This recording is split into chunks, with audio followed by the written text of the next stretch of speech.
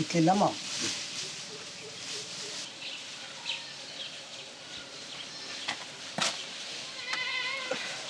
झाली बरं. ही जागा पण चांगली आहे. आता हो बिंदास.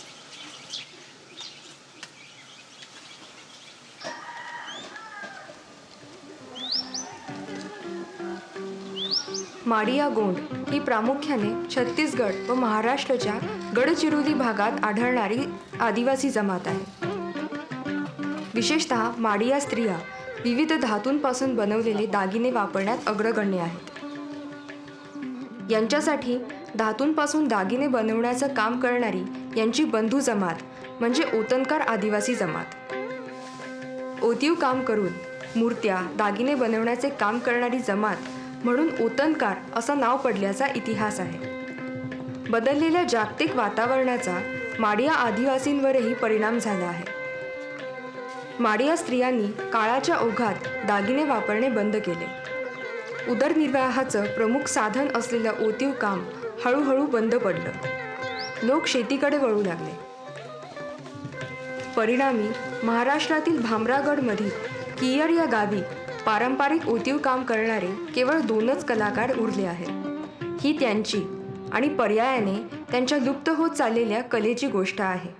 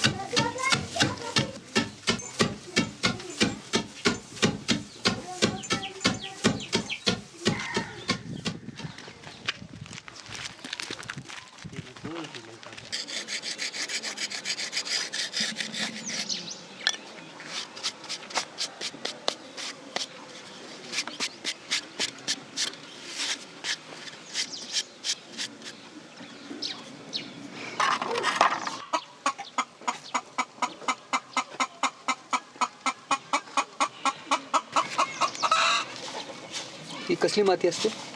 ही कपड्याने गाळलेली माती असते. कपड्याने?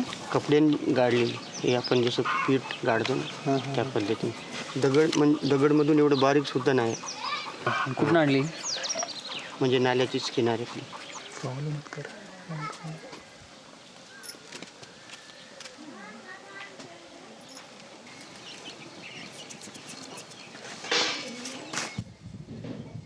कारण हा गरम असल्यामुळे हा लागलं की पाणी होतं.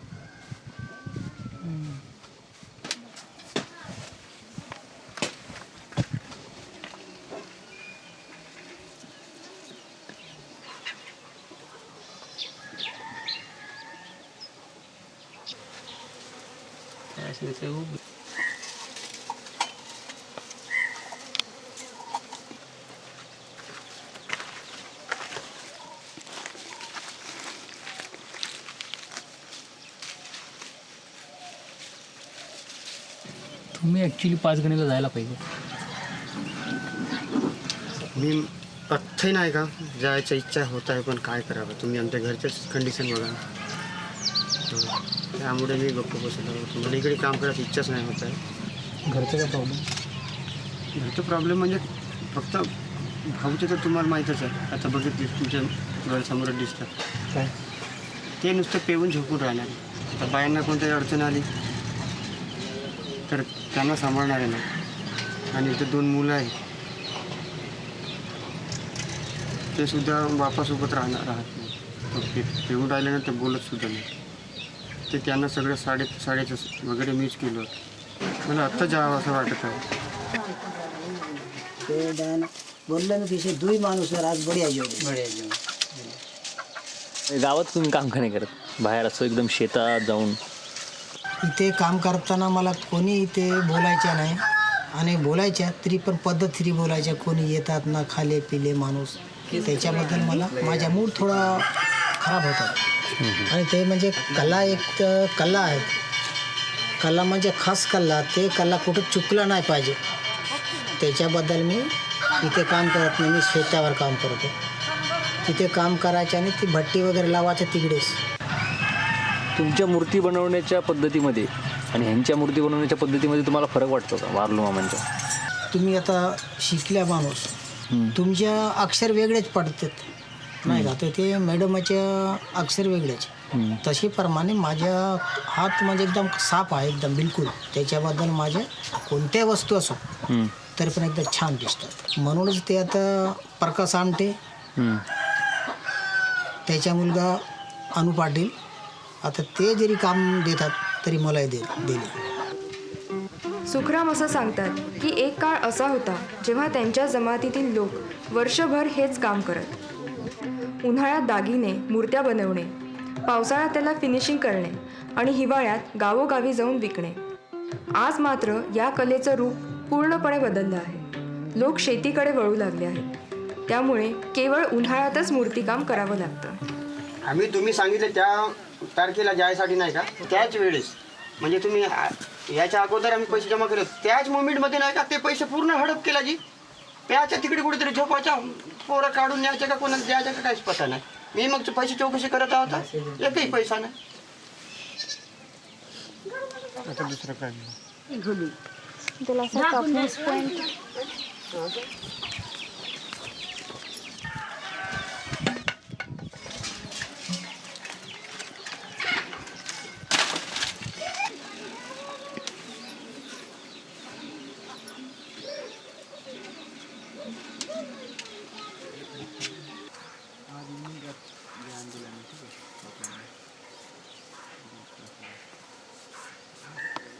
तुम्ही खूपच कमी बोलतो. हां, कमी बोलतो खूप तुम्ही. माझ्या बोलणं तसंच आहे. खूप कमी म्हणजे एकदम हो, मोजकच. मोजकच. तसंच काम पण करता तुम्ही काम हळूहळू. हळूहळू. ह्या जो मातीत ह्या भातातला जो भुसा आहे त्याच्यात मिसळ करण्याचं कारण हे म्हणजे माती फाटायला नको, त्यासाठी हे भुसा मिक्स करून माती बनवून त्याच्यात म्हणजे हे मॉडेल आहे याच्यात लिपले जाईल.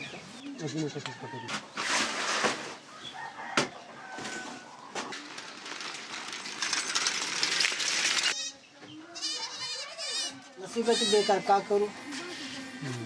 तेलकट सुद्धा जमत नाही. एवढे मेहनतदार माणूस आहे. बंदस्ती आली मधात. एक तर मुलं बाळं तर नाहीच आहेत, तरी एवढे कष्ट करून चांगलं खातो पितो म्हटलं ना ते सुद्धा नाही जमत. डॉक्टरने सांगितलं जास्त तिखट नको, तेलकट नको. यांचं नाही का गळ्यातच कुठेतरी फाट पडते. आता हार्ट अटॅक बिमारी म्हणते ना डॉक्टर.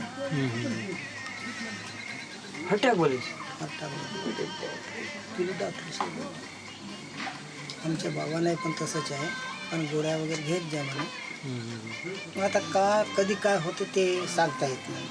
माझं म्हणणं कसं आहे, कंदमुळे जे लोक खाल्ले आमचेच म्हणजे आई वडील आपल्याला सुद्धा घालवले, आम्ही खाल्लो. पण आता जे आम्ही नाही का आमचे जे मुलं आहेत त्यांना पण आम्ही कंदमुळं सुद्धा देऊ शकत नाही. कारण मी ते कंदमुळं कसं म्हणजे गायब झाले असतील आजच्या युगात ते नाही का मला आश्चर्य 50 वाटत वर्ष आहे. गाठणे म्हणजे खूप मुश्किल आहे.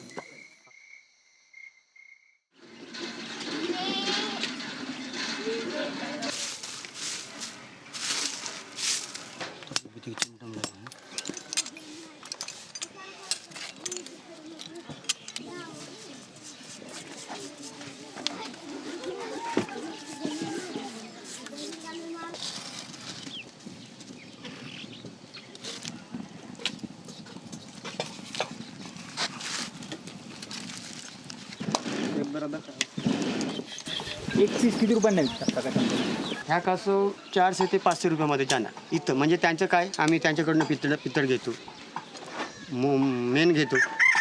त्यांचं ते कास्ट द्यावाच लागेल. ते म्हणजे कमीत कमी 1000 रुपये जाणारी वस्तू आहे, पण त्याच्यात अर्ध मटेरियल त्यांचं असते, त्यामुळे आम्ही अर्ध किमतीत देतो. मटेरियल ते बनवतात, ते मटेरियल आपण विकत घेतो स्वतः आणि मग त्याला मार्केट मिळवून आपण विकतो. ते आपल्या पाहुण्यांना विकतो किंवा शहरामध्ये एक्झिबिशन जिथे आपले होतील त्या ठिकाणी आपण ते विकतो. शाळेमध्ये पण आम्ही खरं मुलांना हे ट्रेनिंग द्यायचा प्रयत्न केला आहे आणि त्याच्यातून अजून काही तेवढा रिझल्ट आम्हाला मिळालेला नाही. पण आम्हाला अपेक्षित आहे की काहीतरी काही मुलं तरी तयार होतील पुढे मागे. काही फारच गरज आहे, नाही तर हे पुढे लुप्त होत चालली आहे सगळी कला. लुप्त होता कामा नये.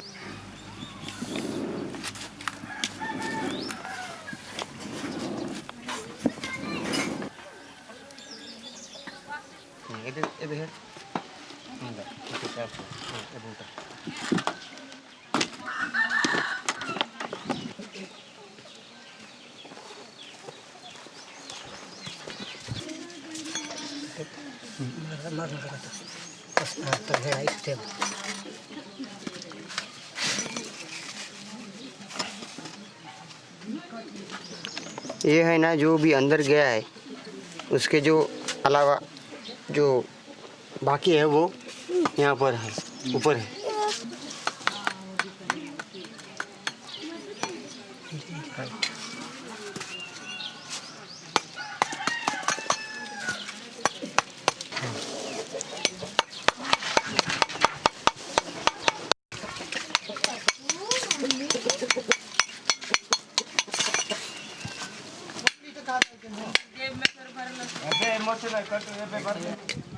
झाली हो चली. थोड़ा फिनिशिंग करके इसको बनाना पड़ेगा. इथं काही डिझाईनमध्ये मी नाही बनवलं, म्हणजे ताबडतोब बनवायचं आहे ना. त्याला जर मी डिझाईन दिलं असतो म्हणजे आज आम्हाला नाही का हा चीज मिळेल नसती ह्या टायमिंगमध्ये. त्यासाठी मी नाही का असंच नाही का साधारणमध्ये मी बनवलं. म्हणजे ह्या पद्धतीच्या कासव तुम्हाला कुठेही मिळू शकत नाही. हा मी म्हणतो खरोखर कासव आहे.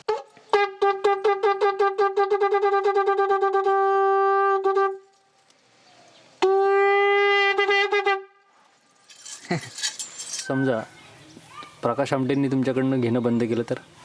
त्यांनी घेण्याचं बंद केला तर पण गावागाव थोडं फिरवा लागते. तुम्ही फिरले कधी? पहिल्या फिरत होतो जी 4-5 वर्षाच्या अगोदर, तरी पण ते तिकडे गेल्यावर कुठं मुक्काम करायचं असंही तकलीफ होते तेव्हा. पण आता काही होत नाही. आता सध्या तोच घेतात. इतकी कला त्यांच्या हातामध्ये आहे तरी 5-6 हजार रुपये तिथे शहरामध्ये कमवणं आणि 5-6 हजार रुपये त्यांनी गावामध्ये कमवणं, एक तर जमीन आसमानाचा फरक आहे. शहरामध्ये 5-6 हजार रुपये तुम्हाला महिन्याला पुरत नाही हो. इथे 5-6 हजार इनफ आहे. या इतक्या सुंदर शांत गावावर एका अनामिक भीतीचं सावट आहे. नागरी जीवनाशी संबंध आल्याने त्यांच्या इच्छा आकांक्षा वाढू लागल्या आहेत.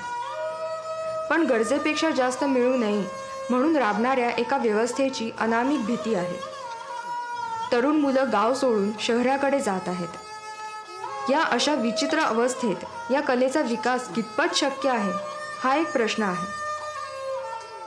पण या अवस्थेमुळे गावातून बाहेर पडून पाचगणी या निसर्गरम्य वातावरणात या कलेचा विकास करण्याचा प्रयत्न करणाऱ्या सुरेश पुंगाटी यांची गोष्टही महत्त्वाची आहे. जर का आजच्या परिस्थितीमध्ये आम्ही तिथं असतो तर मला नाही वाटत की आम्ही एवढं प्रोग्रेस केलं असतं. त्या ठिकाणी दळणवळणाचं साधन नाही. ह्या कामाला लागणारा जो कच्चा माल आहे तो पण मिळत नाही, बाजार मिळत नाही. त्याच्यासाठी तुम्हाला कुठल्याही परिस्थितीमध्ये बाहेर यायलाच पाहिजे. बाहेर येऊन जग कुठं चाललं आहे किंवा मार्केटिंग काय आहे ते शिकायला पाहिजे. देवराई आर्ट विलेज ये 4 साल हो गए हम लोगों ने उस वही उम्बर के पेड़ के नीचे कि यहाँ कुछ जगह हो जहाँ आर्टिस्ट लोग आके कुछ काम करें उनके गढ़चिरौली के वहाँ के, क्योंकि मैंने भी सुना था कि बहुत उन लोगों को परेशानी है, काम करने को नहीं मिलता. फिर धीरे धीरे बढ़ता गया. अभी हमारे यहाँ छत्तीसगढ़ के क्राफ्ट्समैन भी हैं और हम लोग का मेन कोशिश ये है कि कुछ नयापन लाएं जिससे कि मॉडर्न टेस्ट उसको ये अपील करे.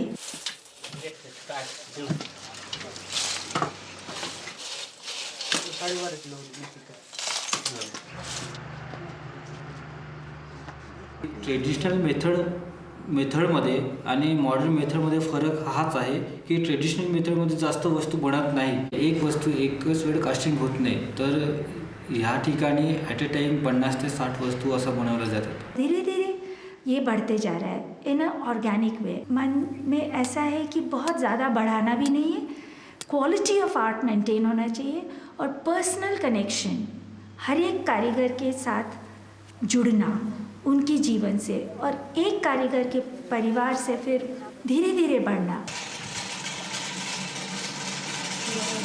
ज्या मुलांना खरंच कलेचं आवड आहे, कलेचं टॅलेंट आहे, अशा मुलांना आम्ही तिकडनं घेऊन इथे येतो आहे, इथे आणतो देवराईमध्ये, त्यांना ट्रेनिंग देतो आहे. ट्रेनिंग देऊन आम्ही इथंच त्यांना ठेवतो आहे, इथेच मानधन पैसा पण देतो आहे आणि तेच पैसा ते घरी पाठवतात. तू हेच करणार का? 4 मास्टर आर्टिस्ट असल्यावर सगळ्यांना काम सांभाळावं लागते ना, तर ते मग मेनाचं काम ते दोघे टोटल करतात. त्यानंतर मातीचा लेप, पहिला लेप, दुसरा लेप, त्यानंतर कास्टिंग, पॉलिशिंग वगैरे सगळे कामं मग आम्ही सांभाळतो. म्हणजे सहभाग सगळ्यांचेच असते. पण आता कास्टिंगमध्ये जास्त करून यांचा हात असते कास्टिंगमध्ये, तर आम्ही एकाएकी म्हणू शकत नाही की कोणी बनवलं, म्हणजे सगळ्यांचं थोडंफार हात असते. ते ये पीतल को आपने जो अभी शूट किया ना, जो पीतल को नीचे ऐसे ही वो करके, ये आपको ढोकला में कहीं नहीं मिलेगा. तो ऐसे एक बात से दूसरी बात जुड़ती गई. आज आपने देखा होगा वो असली पत्तों पर वैक्स लगा के, ये हम नए शुरू कर रहे हैं. पुढच्या जनरेशनमध्ये प्रत्येक लोकांना ढोकरा आर्टविषयी माहिती असायला पाहिजे, म्हणून मी व्होकेशनल ट्रेनिंग चालवतो स्टँडर्ड्स 8th to 12th. ह्याच्यामध्ये आम्ही मुलांना असं बेसिक ट्रेनिंग देतो ढोकऱ्याचं. त्याच्या व्यतिरिक्त इथे जे ILP इंटिग्रेटेड लर्निंग प्रोग्राम म्हणून आदिवासीचे एक प्रोजेक्ट स्कूलने घेतले, इथे 119 मुलं आहेत. त्याच्यामुळे